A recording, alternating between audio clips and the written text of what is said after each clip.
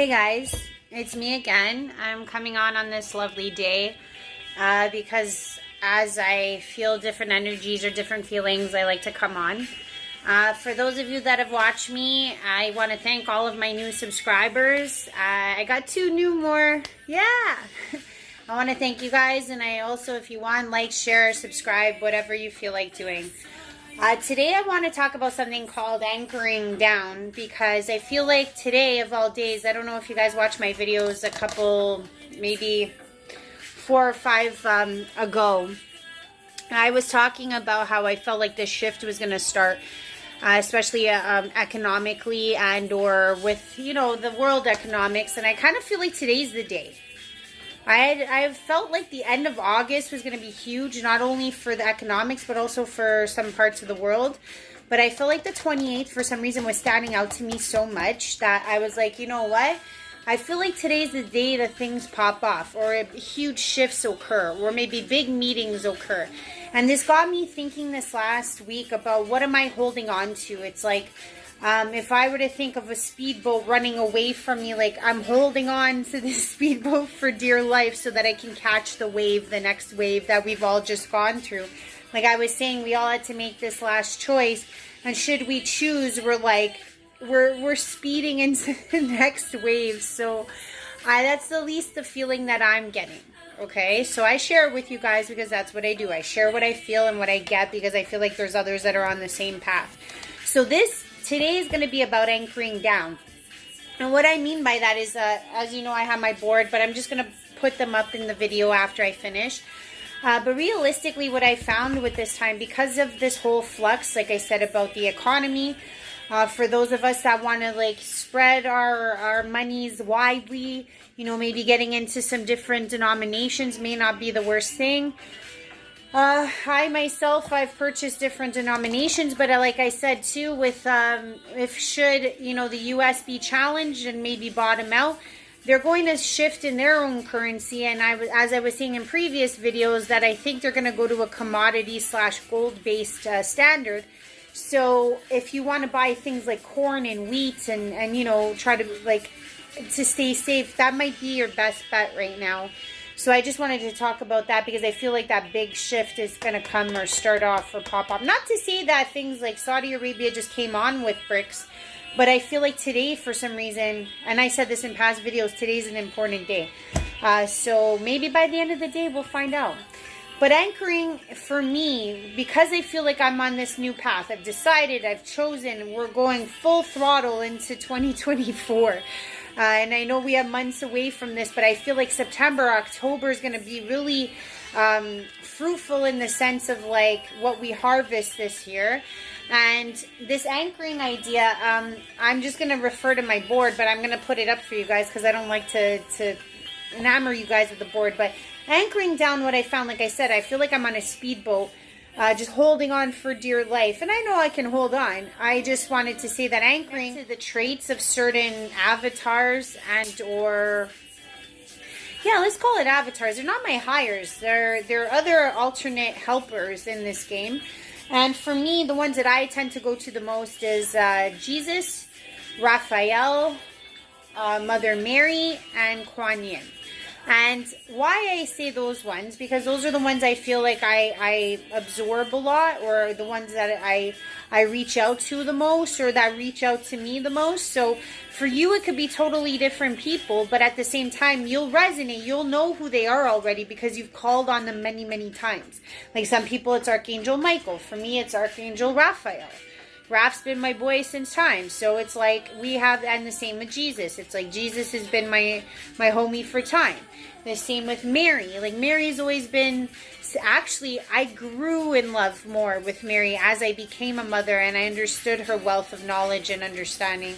And Kuan Yin has been there in my like darkest times. So it's like I feel like she's another avatar that I anchor in with a lot, and I want to try to draw that energy and draw what they represent closer to me in this time.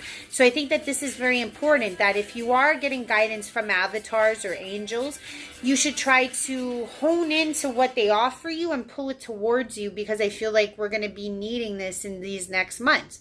So for me, like why I say Jesus is great, I find a lot of understanding when it comes to humility and love. And the way I see that is like in this time that I've gone through, I find it really hard, but I have to accept what's happened in my life. I have to realize it's for a bigger and greater purpose.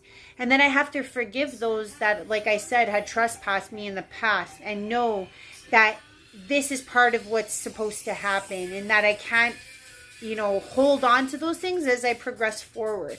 I have to find it somewhere in my heart to move forward with this like clean slated heart. And because as my heart is being left open, I can't bring, negative, let's just call it particles or like, I guess like little cords that can attach to my heart because I haven't given up or I haven't really done the work. So there comes this understanding that through Jesus, also Jesus helps me a lot with fear.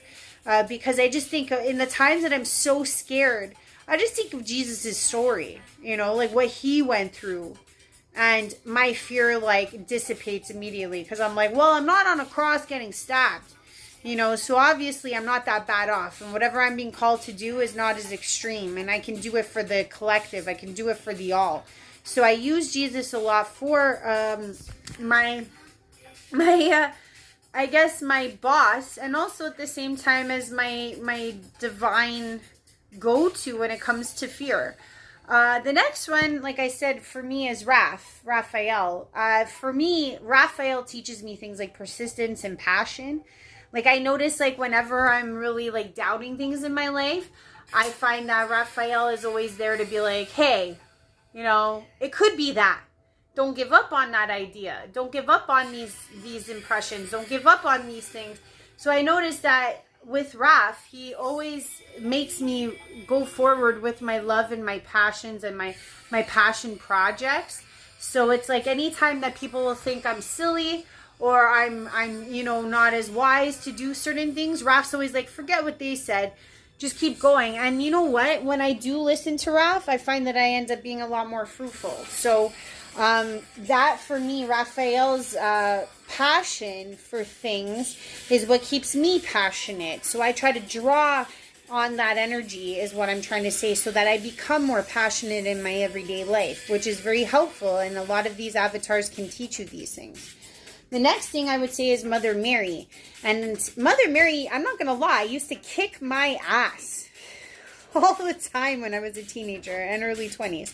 Like if there was anybody giving me the strong hand of the Lord, it was Mother Mary.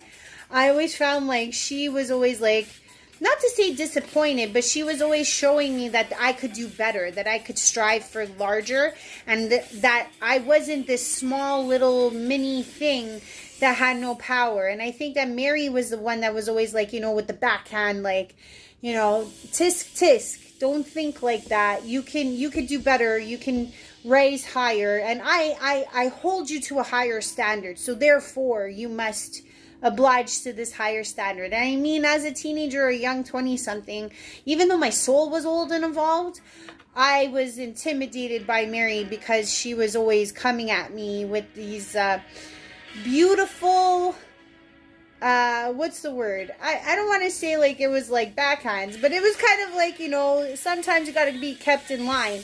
And as I became a mother, I realized how beautiful she is. I realized how strong she had to be. Like if you told me that my son was going to have to go through all the trials and tribulations that Jesus had to go through, I don't know if I could accept that calling. You know what I mean? So to put a woman as a mother in that position means her strength is above and beyond that of most human beings on this planet to date. I don't know who could say yes to that willingly and beautifully as she did. And there's an eloquence to her strength. So I've always felt like whenever, aside from Jesus, whenever I need a swift kick in the butt, especially as a mom when I feel like I'm wasted and I have nothing left to give, I think of her. I say to myself, what would Mary do? Mary would get off her ass. Mary would keep things moving. So it's like I use that and I harness it and I bring it down. into me, into my solar. I always go to my solar plexus. I don't know why, but I'm just saying, like, I find like energies move the best in the solar plexus. Whereas discernment and all of that comes from the heart. I find like when it comes to like honing in and pulling down energy, it works best in my solar plexus. And the last one that I use a lot are, I would say especially in this hermetic time that I've had in these last 2 years, I use a lot with Kuan Yin. And if for those of you that are not familiar with Kuan Yin, she's an avatar that you will find within China.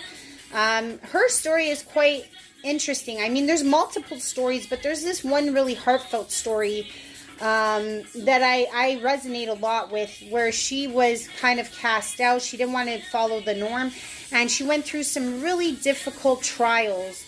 And she had a guide that stayed by her side all through the time that she was healing.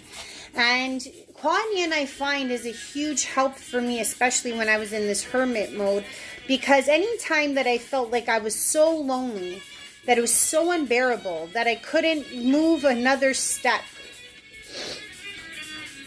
you know, being unknown and being unrecognized and being unsupported. At least that's the way I felt at certain times in my life. And I've always felt like Kuan Yin was always like, if I can do it, you can do it, Ashley. There's no such thing. And I just found that she always put me back into my parameter of solidarity. And I found that by bringing in her energy, and I was never really truly alone. So she helped me mostly with my perseverance. And I can honestly say that by harnessing and holding on to the expert knowledge that these avatars have, and or if you want to put, I don't know if you put Jesus and Mary as avatars, but I'm using that category just because it makes it easier for everyone. I feel like in this next couple months, with all this shakeup we're going to be experiencing, not only should we look to our higher, but also when it comes to like how our steps are measured, where we're going in our life in these next months, sometimes harnessing the power of these avatars to guide our steps is also a very powerful tool. And if you call on them, they're always there to help and guide. Well, I mean, like I said, with Mary, it was a little bit of a curdy curt, but I love her anyways. Like, I mean, if anybody really gave me a swift kick in the ass that I needed all the time, it was her. And I think I would not have turned out as great as I did had it not been for her. Because sometimes people think like, oh, if you're giving somebody a hard time, it means you don't love them. Actually, it means you love them more. Because you're like, you know what? I'm the only one who gives a crap about you to actually be here, to be that ass that you're gonna like have that turmoil with, and you're gonna fight with. The ones that gave you the hardest time that actually made you the most refined jewel. So I just want to say, like, to Mother Mary, like, she gave me such tough love that I have not experienced from another avatar, and I always appreciated that about her. So in this time, please think about where you're going in terms of your energy. This is going to be a very influctuated time, and for those of you that are interested in where to put your money, I would just say spread it all over the place. But in terms so that it's like, it's kind of like when you're I know this is a bad analogy, but you know when you go to bingo halls and people buy a bunch of bingo tickets, and it's because they want to just spread it across the board. And I feel like that's what we need to do. There's certain economies that are going to rise, or certain economies that are going to fall. And maybe just looking into certain commodities may be interesting. So I just wanted to put that out there. I love you guys. But in this time, please anchor in energy from above, from all corners, and just harness that energy for your next steps in these next months as we reap in this season. So I just want to say that, and I love you all. And if you do like what I'm saying, please like, please subscribe, please share. Everything helps. Everything's a little bit better, a little bit more profound when we help each other out. So I just want to say that, and I love you all. Bye-bye.